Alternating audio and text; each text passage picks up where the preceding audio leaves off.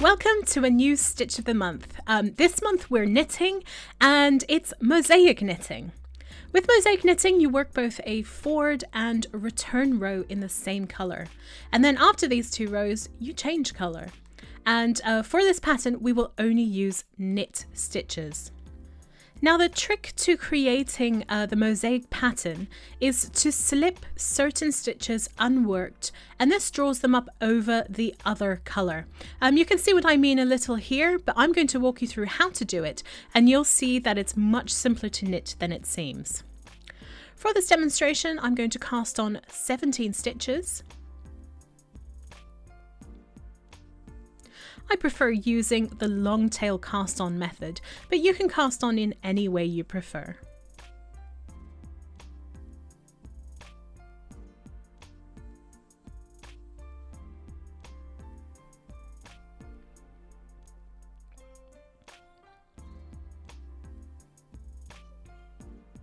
Now, as I said before, we're only going to use knit stitches. So here I simply knit one row for the return row.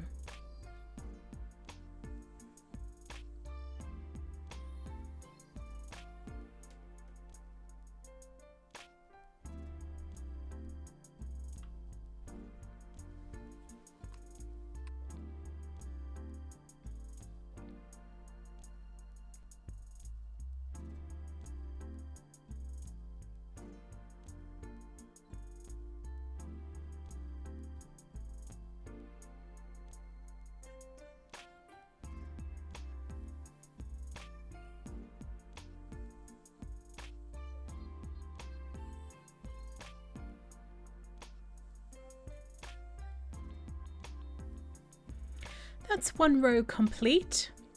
If you look at my swatch, you can see that I knitted a couple of extra rows, but for this demonstration, I'm going to move straight on to the next colour. I have a small chart for the motif that I repeated several times across the width and the height of the swatch. And you read it as follows. The black squares represent your dark yarn, and the white squares are the lighter colour.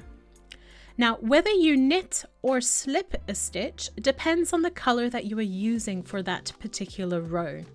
Now, we're beginning with the light colour, so we only knit the white squares on the chart.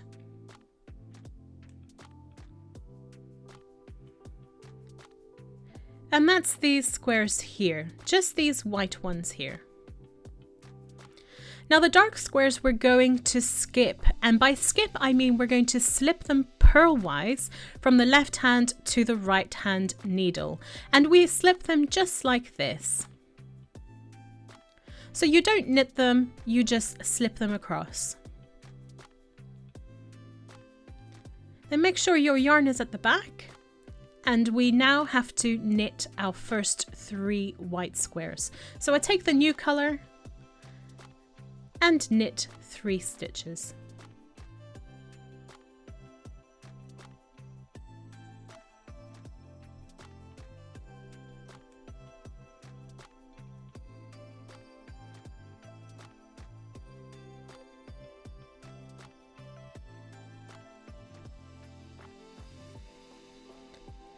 The next square on the chart is black, so instead of knitting it with the light coloured yarn, I slip it purlwise to the other needle with my yarn at the back.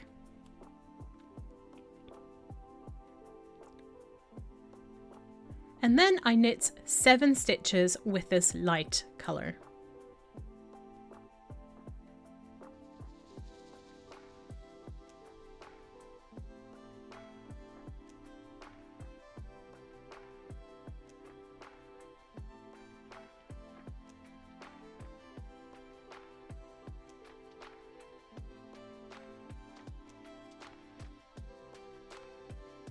The next square is black, so instead of knitting it, slip it across purlwise.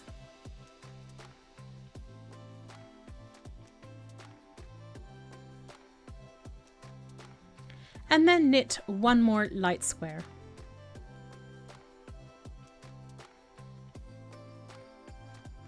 Now you would then repeat the pattern, but I'm going to end with a dark line down this side, and then I knit through to the end.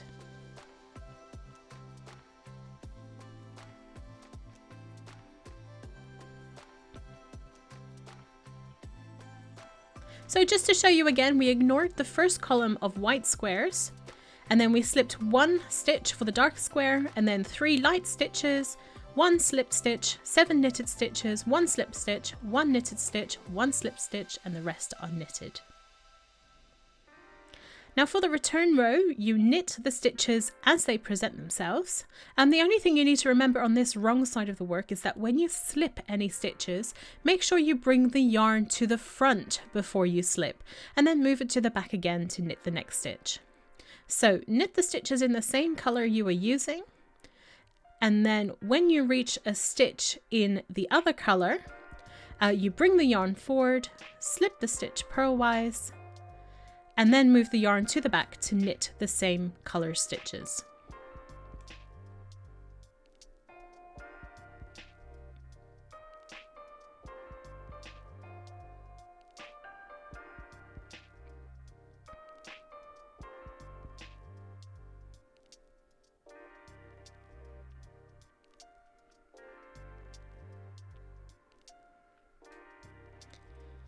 Here's our next stitch in the other colour, so bring the yarn forward, slip the stitch purlwise, and move the yarn to the back to continue.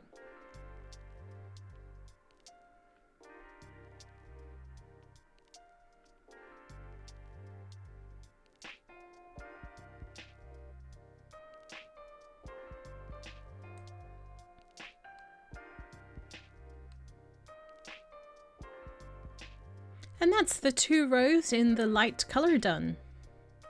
Now we're now going to pick up the darker colour for the next 2 rows, and that's one of the big advantages of this method. As you work both forward and back in the same colour, you don't need to cut the yarn to change colour. You simply leave the old colour hanging, ready to pick up again in 2 rows time. Now when I pick up a new colour, I like to wrap it around the old one. And now we're ready to move on to the second row of the chart. And we're going to knit the dark stitches this time.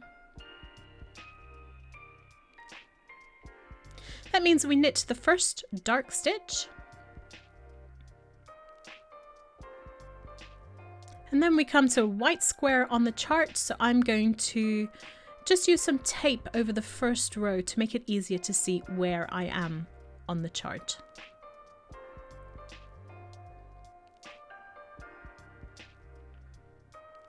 So the white square is a slip stitch in this row, so slip it purlwise with the yarn at the back. And then knit 3 dark stitches. That's 1, 2, and 3. Then we have a white square, so slip 1 purlwise, and then knit 1,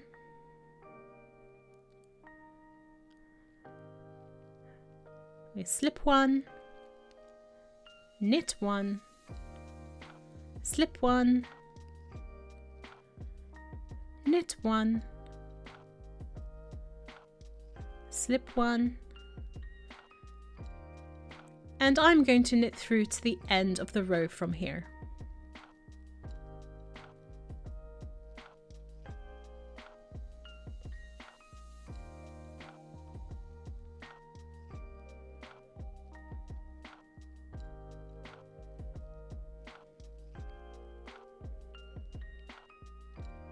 And once again, let's compare our work to the chart. So we have 1 dark, 1 white, 3 dark which are knitted, 1 light which we slipped, 1 knitted, 1 slipped, 1 knitted, 1 slipped, 1 knitted, 1 slipped, and then we knitted to the end.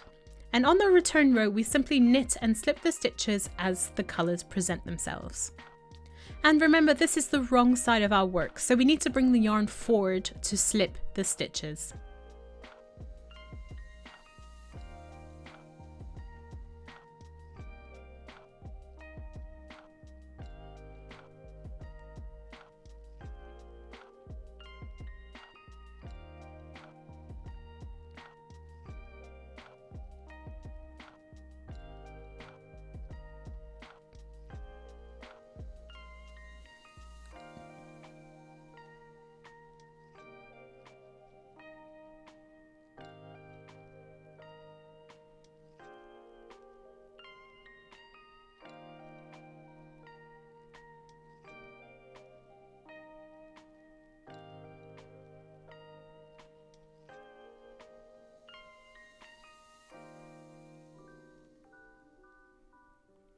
We've now reached our last slip stitch, so bring the yarn forward, slip it purlwise, and move the yarn back to knit the last stitch.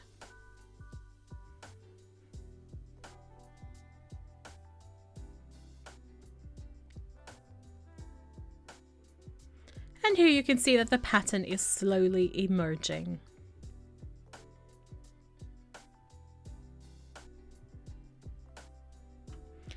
As you all have already noticed, each row of the chart represents 2 rows of knitting, both the forward and the return pass in the same colour.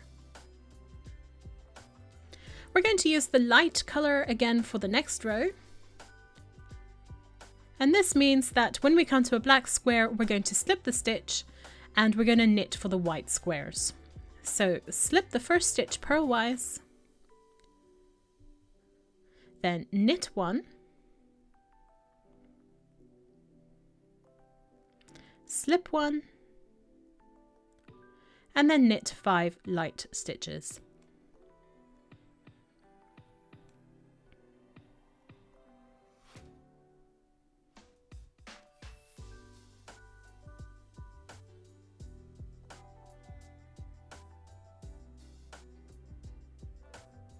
Then slip 1, and again knit 5 for the white squares.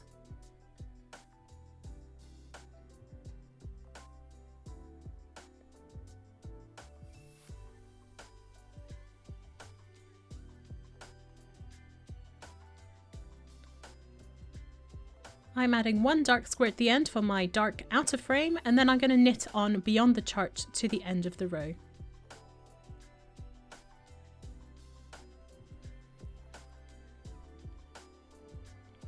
And as before, for the return row, knit or slip the stitches as they present themselves, and remember to slip with the yarn in front of your work.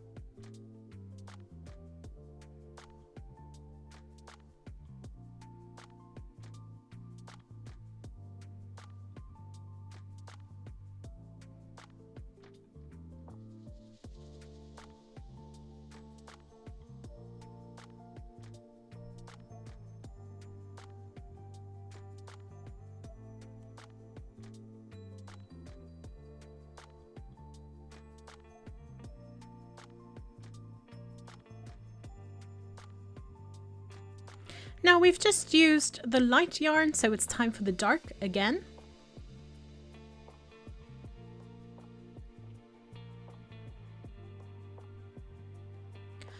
Following the chart, we knit 3 stitches, slip for the white square, knit 1, slip 1, knit 5 stitches, slip 1, knit 1, and slip 1 again.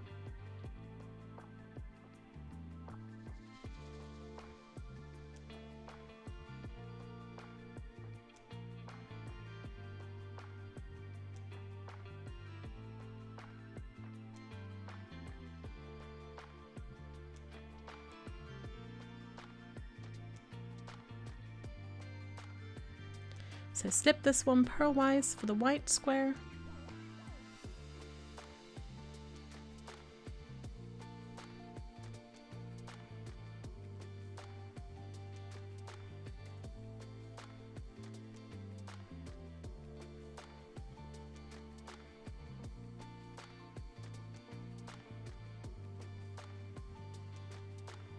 Slip one again for the white square.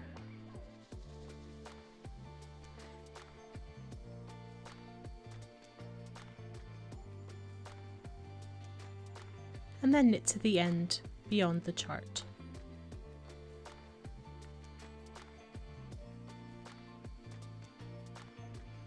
And now you can clearly see that the slipped stitches stretch out over the rows above, over the top of the other color stitches to merge into the same color rows further up.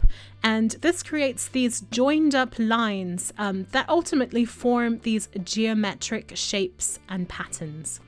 And that's all there is to mosaic knitting. You can knit all sorts of wonderful projects with this technique. Think baby blankets made with a nice supple yarn, or coasters or placemats made with a sturdier cotton yarn. You're really spoilt for choice when it comes to mosaic knitting projects. So I hope you give it a go and have lots of fun.